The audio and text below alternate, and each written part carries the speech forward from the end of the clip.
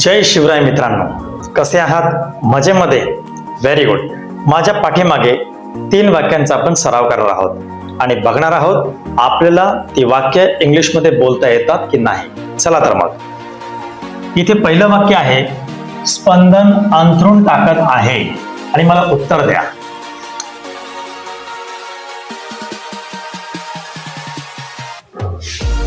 Answer आहे स्पंदन is spreading the bedding.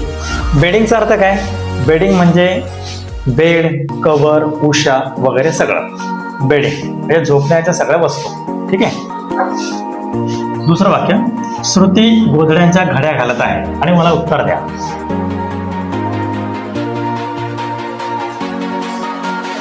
Shruti is folding the quilts, blankets, bedsheets, bed covers अशा पद्धतीने. आई आपल्या बाळाच्या चेहऱ्यावरून हात फिरवत होती वाक्य. उत्तर द्या.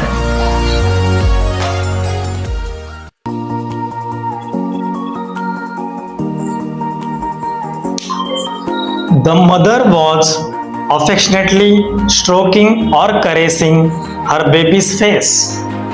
Mother was affectionately म्हणजे प्रेमाने, stroking हळूवारपणे हात फिरवणे, करेसिंग याला केअर नाही म्हणायचं, करेसिंग म्हणजे सुद्धा प्रेमाने हळूवार हात फिरवणे. हर बेबीज फेस.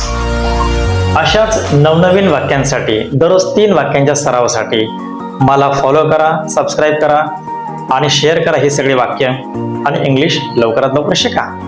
चला तर मग.